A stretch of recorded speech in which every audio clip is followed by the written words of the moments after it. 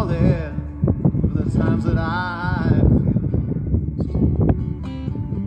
In a wooden frame with splinters is where my family kneels to pray. And if you listen close, you'll hear the words that he used to say. I've got a picture of Jesus in his arms, so many prayers to rest. Now I've got a picture of Jesus with him we are wilderness.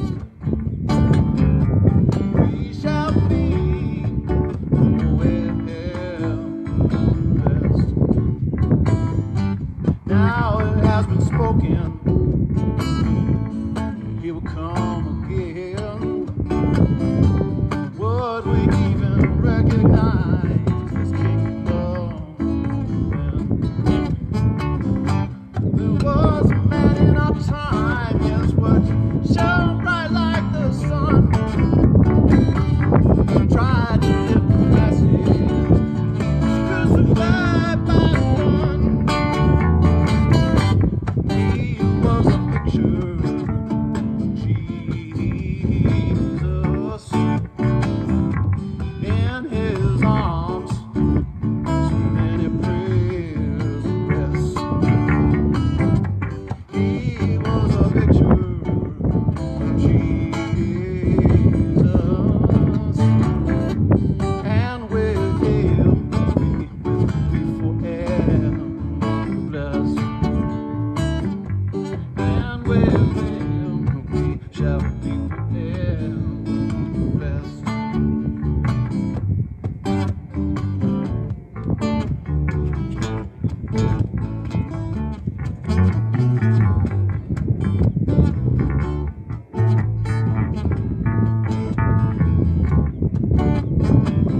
Some days have no beginning, some days they have no end. Some roads are straight and narrow, but some roads that only bend. And then every living thing, let's say a prayer now. Trust the King. I long to be a picture of Jesus in his arms, many prayers rest. And we long to be a picture of Jesus,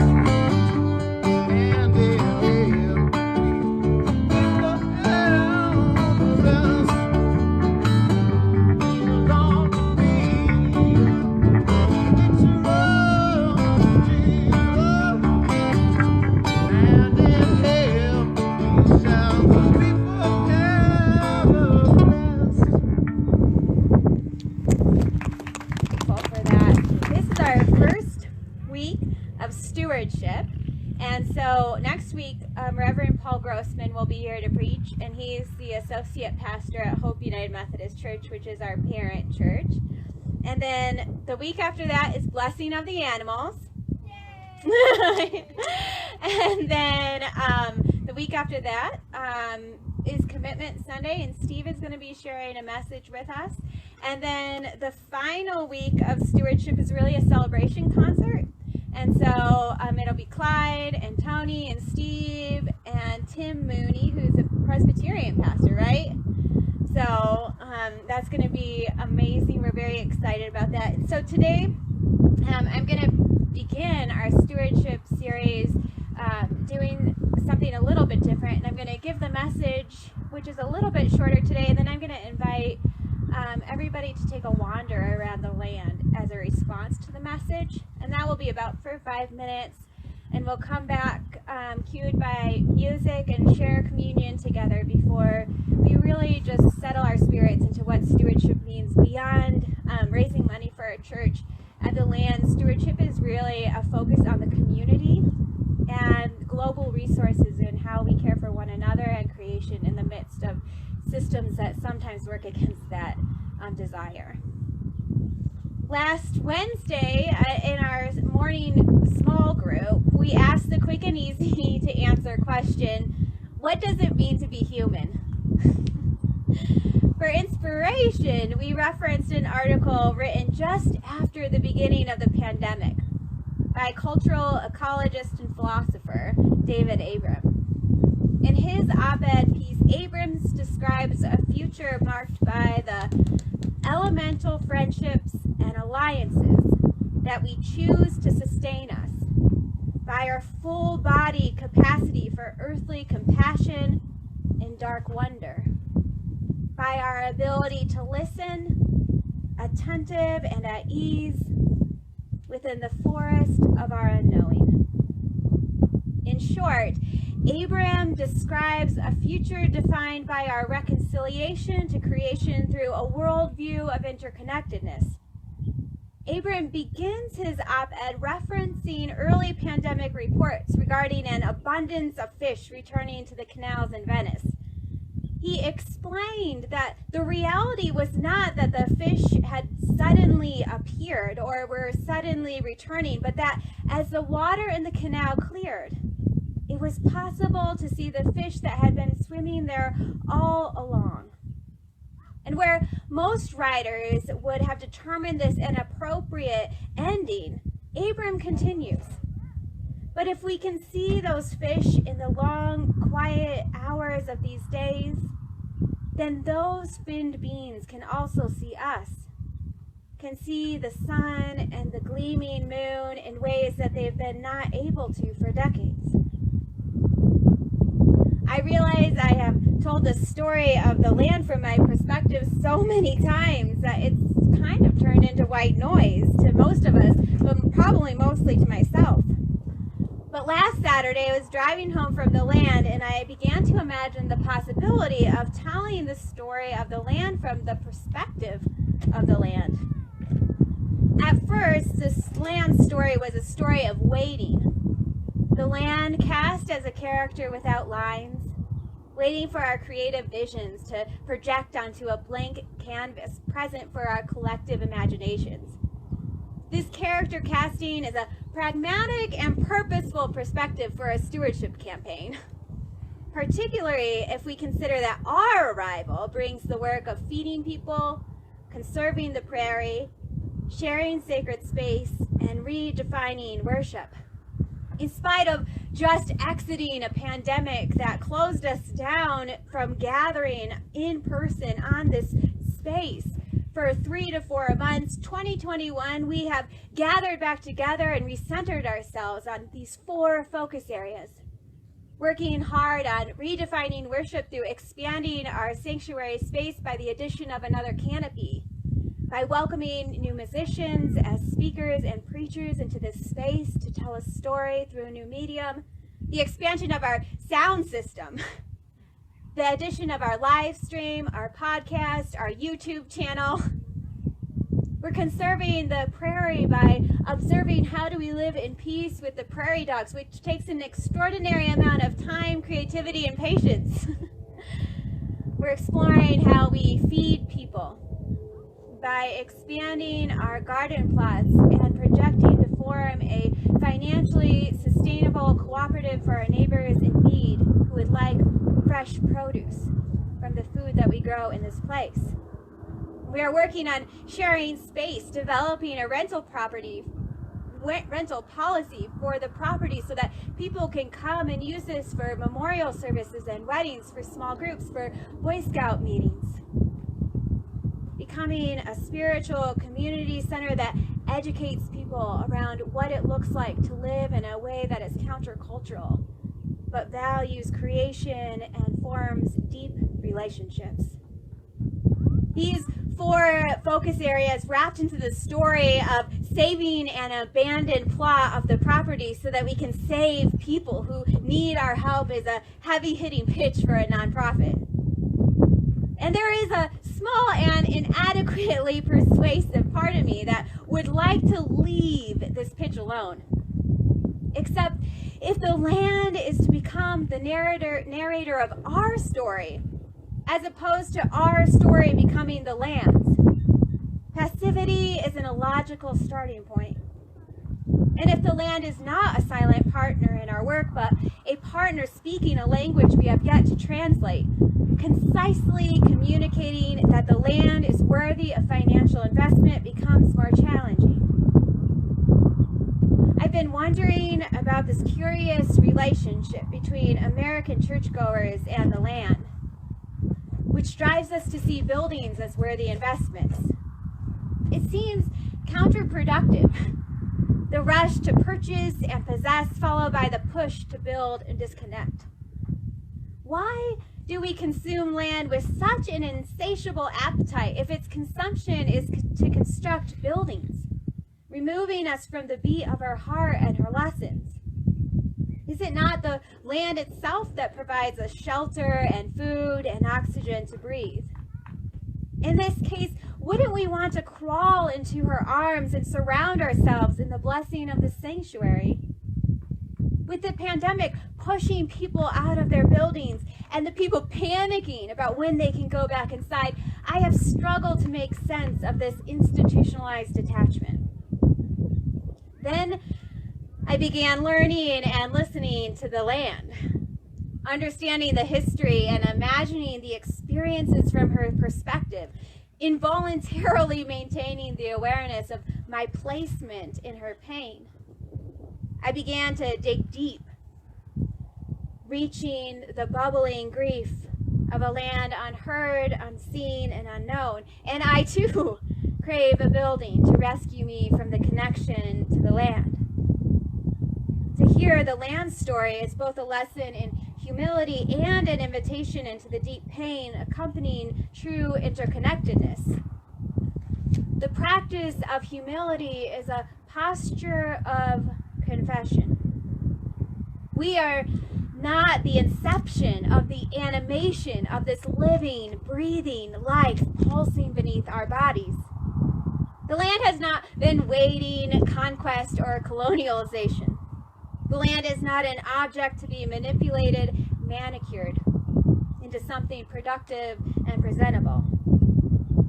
The exercise of interconnectedness is a labor of selfless love.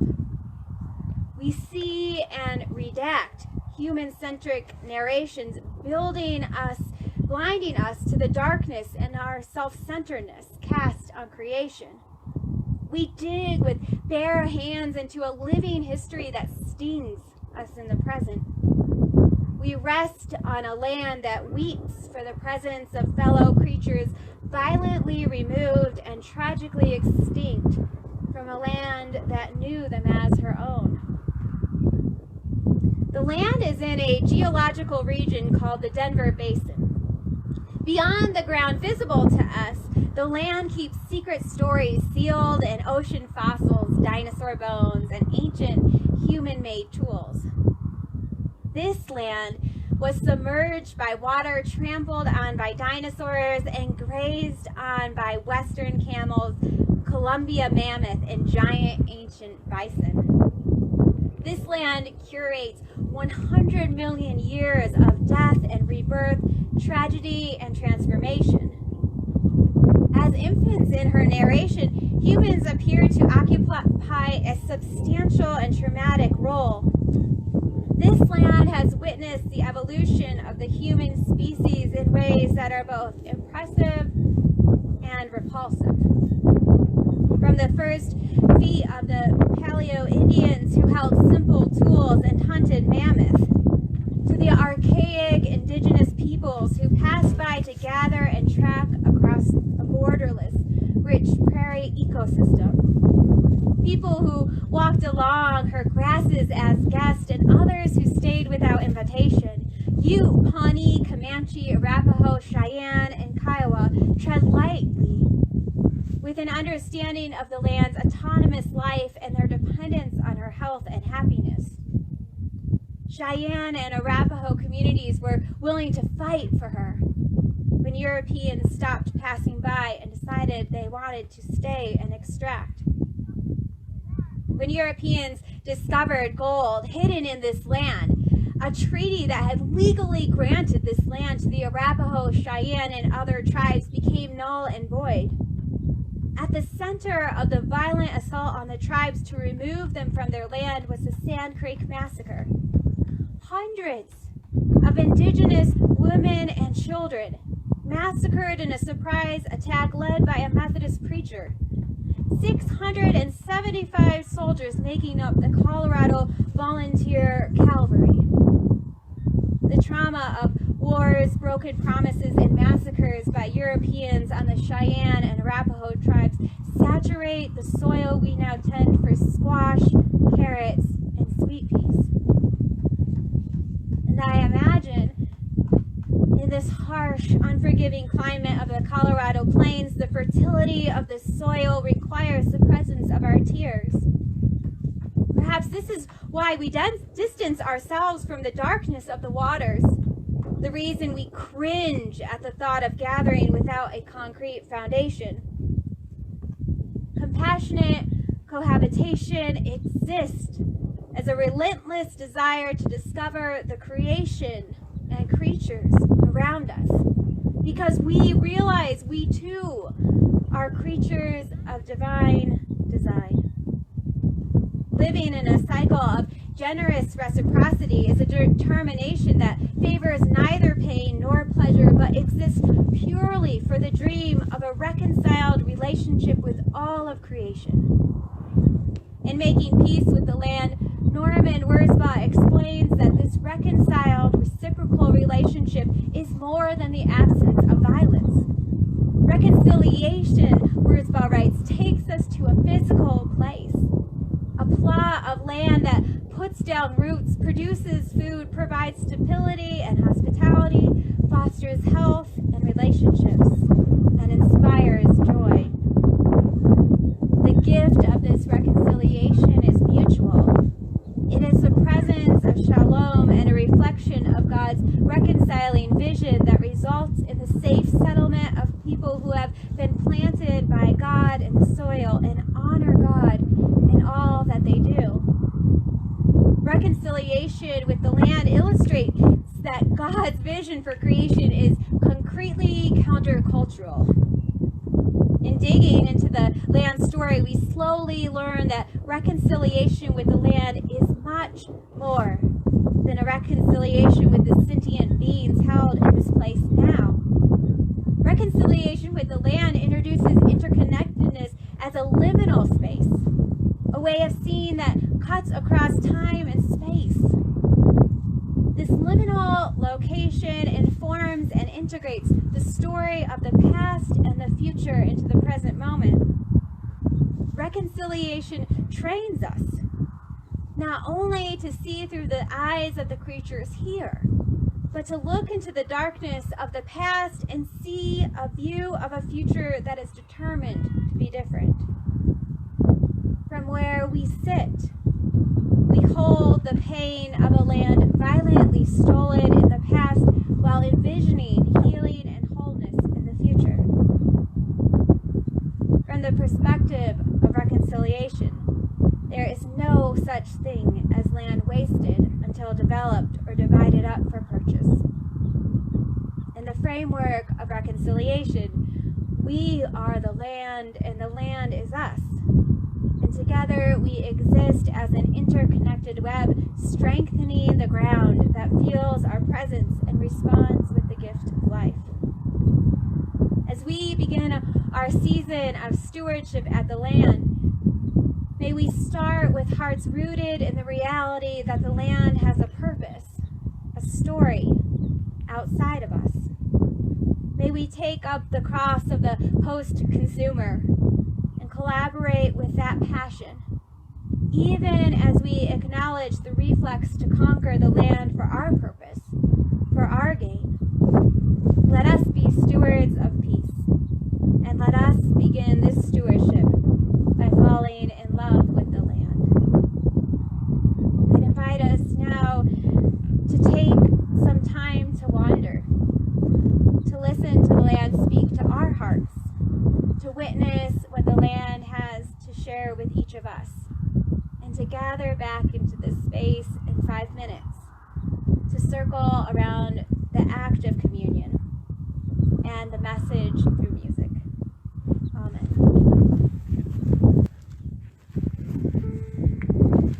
There's a place that I know where the sycamores grow and daffodils have their fun, where the cares of the day seem to slowly melt away in the glow of the evening sun. Peace when the day is done. So if I go there real late, let my mind meditate on everything to be done. If I go deep inside, let my conscience be my guide, and the answers are sure to come. Peace when the day is done. So if you find peace of mind, leave your worries behind. Don't think it can't be done. 'Cause within you, life's tuning comes to you, and the answers you seek are one. Peace when the day is done. Peace when the day is done. Peace when the day is done. And so I'll send you forth